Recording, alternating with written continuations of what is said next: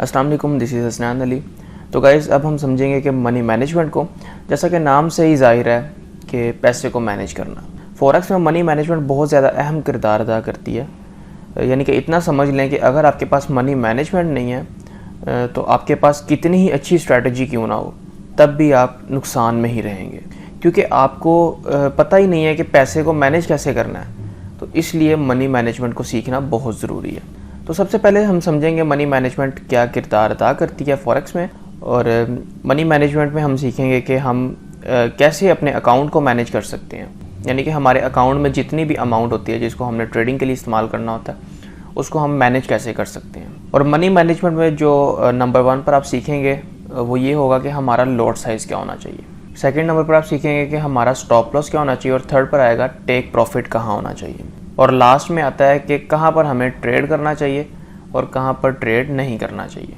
कुछ ट्रेडर्स ऐसे होते हैं जिनके पास बहुत अच्छी स्ट्रैटेजी होती है और वो अपनी उस स्ट्रैटेजी पर वर्क करके बहुत अच्छी अर्निंग भी कर रहे होते हैं, लेकिन इनके पास मनी मैनेजमेंट नहीं होती।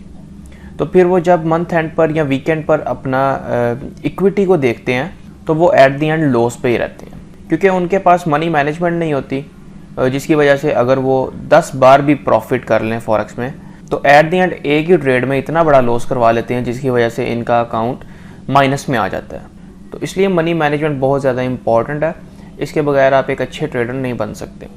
और बहुत से ट्रेडर्स मनी मैनेजमेंट को सीखने के बावजूद भी इसको अपने ट्रेडिंग पर अप्लाई नहीं करते, क्योंकि वो मार्केट से कुछ दिनों में अमीर बनना चाहते हैं। तो वो अपने छोटे से अकाउंट पर भी बहुत ज़्यादा लेवरेज लेकर ट्रेडिंग करते हैं, जिसमें से ज़्यादातर ट्रेडर्स के अकाउंट वॉश भी हो जाते हैं, यानी कि बैलेंस ज़ीरो हो जाता है। तो अगर आप लॉन्ग टर्म ट्रेडिंग में सक्सेस चाहते हैं तो आपको मनी मैनेजमेंट के साथ ट्रेडिंग करना होगी।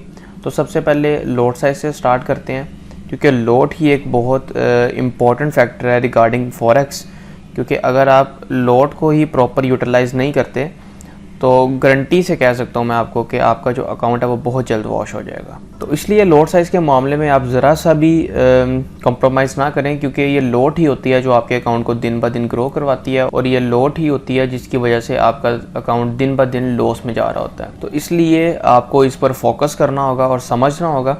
तो सबसे पहले सिंपल फार्मूला समझते हैं मनी मैनेजमेंट का। अगर आपके अकाउंट में लेट्स सपोज $100 हैं तो आपने पर ट्रेड जो लॉट साइज़ यूज़ करना है वो 0.01 लॉट साइज़ होना चाहिए, यानी कि माइक्रो लॉट रखनी है आपने। और अगर आपके अकाउंट में $200 हैं तो आपने 0.02 का लॉट साइज़ यूज़ करना है। और अगर आपके पास $300 का अकाउंट है तो आपने 0.03 लॉट साइज़ रखनी है। और ऐसे ही अगर आपके पास $500 का अकाउंट है तो आपने 0.05 लॉट साइज़ रखना है।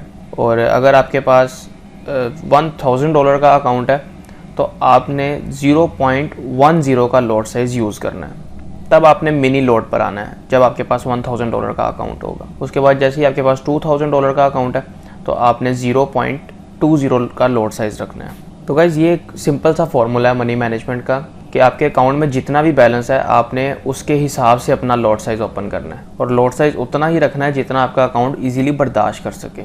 तो अकाउंट का साइज़ देखते हुए जो लॉट्स मैंने आपको बताए हैं आपने उतना ही लॉट साइज़ रखना है। तो गाइज़ ये एक लॉट साइज़ सिंपल फार्मूला जो मैंने आपको भी एक्सप्लेन किया। तो यहाँ पर मैं आपको बताता चलूँ कि जो फॉरेक्स में ट्रेडर्स होते हैं वो कितनी टाइप के होते हैं और आपको किस टाइप का ट्रेडर बनना है। तो गाइज़ फॉरेक्स में 3 टाइप के ट्रेडर्स होते हैं, यानी कि मेंटालिटी के हिसाब से देखा जाए तो 3 किस्म के ट्रेडर्स होते हैं जो डिफरेंट मेंटालिटी रखते हैं, जिनमें नंबर 1 पर आता है कंजर्वेटिव ट्रेडर, सेकंड नंबर पर आता है एग्रेसिव ट्रेडर, और थर्ड नंबर पर आता है अल्ट्रा एग्रेसिव ट्रेडर। तो इनमें से आपने अब खुद डिसाइड करना है कि आप किस किस्म के ट्रेडर हैं या किस किस्म के आप ट्रेडर बनना चाहते हैं, क्योंकि हर एक की अपनी अपनी मेंटालिटी होती है, तो इसलिए आपको खुद डिसाइड करना पड़ता है। तो सबसे पहले बात कर लेते हैं कंजर्वेटिव ट्रेडर की। ये ऐसे ट्रेडर्स हैं जो बहुत ही एहतियात के साथ फॉरेक्स में ट्रेडिंग करते हैं, यानी कि बहुत ही एहतियात के साथ मार्केट में कदम रखते हैं। हर ट्रेड को, अपने स्टॉप लॉस को, टेक प्रॉफिट को बहुत ही एहतियात के साथ उसको कैलकुलेट करते हैं, और जहाँ पर अच्छी अपॉर्चुनिटी मिले वहाँ पर ट्रेड करते हैं। इसके बाद नंबर 2 पर आ जाता है एग्रेसिव ट्रेडर। ये एग्रेसिव डील करते हैं मार्केट के साथ। और नंबर 3 पर आ जाता है अल्ट्रा एग्रेसिव ट्रेडर, यानी कि ये ट्रेडर्स बहुत ही अल्ट्रा एग्रेसिव ट्रेडिंग करते हैं और बहुत ज़्यादा रिस्क लेते हैं। अगर इनका अकाउंट छोटा भी हो तब भी ये बहुत ज़्यादा रिस्क लेंगे और ये बिल्कुल मनी मैनेजमेंट नहीं करते। तो अब इन सब ट्रेडर्स को देखते हैं कि इन सब का रिस्क लेवल क्या होता है। तो सबसे पहले कंजर्वेटिव ट्रेडर, ये जो ट्रेडर है ये 1 to 3% रिस्क लेते हैं, यानी कि 1 से 3% तक के इनके रिस्क का लेवल होता है। दूसरे नंबर पर आता है एग्रेसिव ट्रेडर। एग्रेसिव ट्रेडर्स 3 से 5% तक रिस्क लेते हैं। और उसके बाद लास्ट पर आता है अल्ट्रा एग्रेसिव ट्रेडर। ये ट्रेडर्स 5% या उससे ज़्यादा का रिस्क लेते हैं। तो गाइस अब मैं आपको बताता हूँ कि आपको कितना रिस्क लेना चाहिए। सबसे पहले इंटरनेशनल जो स्टैंडर्ड है मनी मैनेजमेंट का, इसमें जो पर ट्रेड रिस्क रखा जाता है वो होता है 1% का, 1% ऑफ योर टोटल बैलेंस। तो आपने भी 1% रिस्क रखना है। आपका जितना भी अकाउंट बैलेंस है उस पर 1% रिस्क होना चाहिए आपका। सिंपल सी एग्जांपल के साथ मैं आपको बता देता हूँ कि अगर आपका अकाउंट $10,000 का है तो आपने 1% रिस्क रखना है उस पर, यानी कि $10,000 का अकाउंट है, 1% रिस्क के साथ आप $100 बनता है कि अगर आपका लॉस भी होगा तो $100 का लॉस होगा, यानी कि 1% का लॉस होगा। तो ये एक सिंपल से आपको एग्जांपल दिया है कि आपने 1% रिस्क रखना है आपका।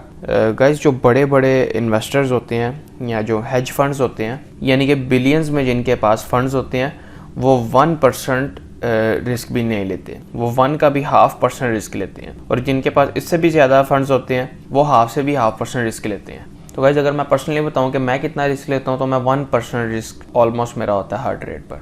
कभी कभी 1 से कम होता है, अगर मैक्सिमम हो तो 1%।